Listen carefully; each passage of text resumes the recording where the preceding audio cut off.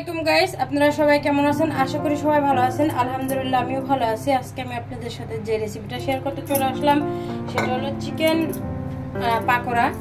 তো এখানে আমি একটা মুরগির বেস্ট নিয়েছি, দিয়ে দিলাম 1 চামচের মতো রসুন, দিয়ে দেবো এখন সামান্য একটু লবণ, কারণ আমি সস ইউজ করব। তো আমি এখন দিয়ে দেবো একটু তেঁতুলের চাটনি বা তেঁতুলের সস যেটাই বলেন না কেন। তো এখন দিয়ে দেবো আমি ম্যাগি সস,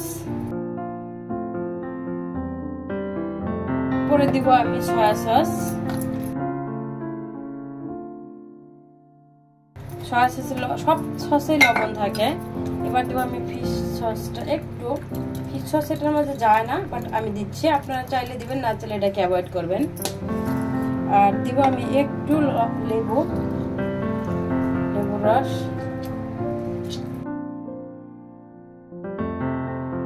এখন আমি দিয়ে দেবো গুঁড়া মরিচ, এটা আপনাদের ঝাল অনুসারে দিবেন, আপনারা ঝালটা কিরকম খাইতে চান ওটা ওইভাবেই দিবেন। তো আমি একটু ঝাল দিলাম, যেহেতু পাপড়া একটু ঝাল না হলে মজা লাগে না।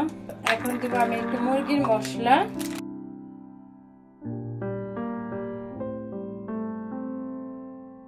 তো এখন আমি দিব এখানে চিকেন পাউডার।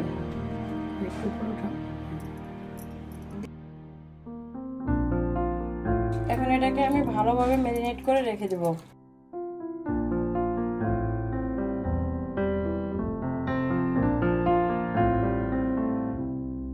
এখন আমি যে চিকেনটা ম্যারিনেট করে রাখছিলাম এটার মাঝে দিয়ে দিলাম ময়দা,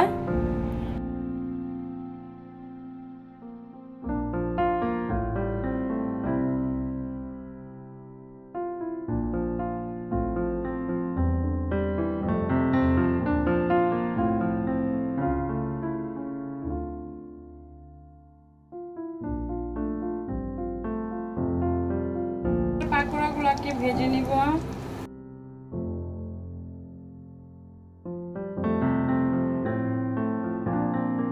সারা জীবন ফ্রেঞ্চ ফ্রাই খাইছেন, বাট আলুর পাকোড়া কেউ করে খাইছেন কিনা জানি না, বাট আজকে আমি ফ্রেঞ্চ ফ্রাই না আলুর পাকোড়া বানাইতেছি।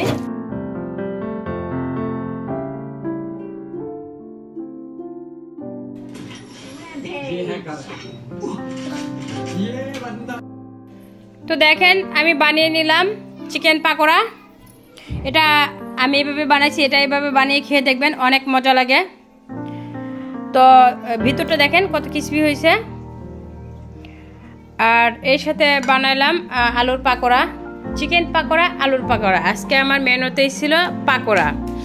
তো চিকেন ফ্রেঞ্চ ফ্রাই তো ফ্রেঞ্চ ফ্রাই তো সবাই খেয়েছেন, বাট আলু পাকোড়া কিন্তু কেউ কখনো বানায় খান না। আলুর পাকোড়াটা খেয়ে দেখবেন, এটাও কিন্তু অনেক টেস্টি, অনেক মজা।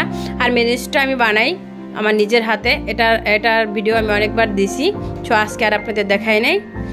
তো যদি আপনাদের ভালো লাগে বাসায় আপনারা একবার হলে এভাবে ট্রাই করে দেখবেন। আমরা এইগুলাই কিন্তু রেস্টুরেন্টে যখন খাইতে যাই অনেক টাকা বিল করে ফেলে, দেখা যায় 2200-2300 টাকা বিল চলে আসে এই দুইটা রেসিপি যদি আমরা ওখানে অর্ডার করি। আর মেনুস তো দূরের কথা, আপনারা এতখানি দিব, একটুখানি মেনুস ধরাই দিব। তো মাঝে মাঝে যদি আমরা বাচ্চাদের নিজেরা বাসায় বানায় খাওয়াই, তো এটাও কিন্তু অনেক ভালো লাগে। মানে ঘরের ভিতরে যে খাবারটা হয় না কেন, এটা অথেন্টিক থাকে এবং এটা স্বাদটা আলাদা থাকে, এটা অনেক ফ্রেশ থাকে। সোজা কথা ফ্রেশ, আপনি একটা ফ্রেশলি খাবার খাইতেছেন।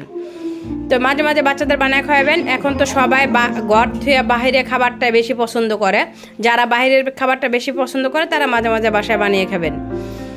আর আমার ভিডিওটা যদি বেশি ভালো লেগে থাকে অবশ্যই আপনার পেজে একটা ফলো, একটা শেয়ার দিয়ে দিবেন। আর যদি কিছু বলার থাকে অবশ্যই কমেন্টের মাধ্যমে আমাকে জানাবেন। আর আমার পেজটাকে ফলো দিবেন। সবাইকে অনুরোধ করে বলবো, আমি নতুন পেজ খুলেছি, আমার পেজটার সাথেই থাকবেন। আর এই পর্যন্ত আজকের ভিডিও। ভালো থাকবেন সবাই, আমার জন্য দোয়া করবেন, আমি আপনাদের সকলের জন্য দোয়া করি। আল্লাহ হাফেজ।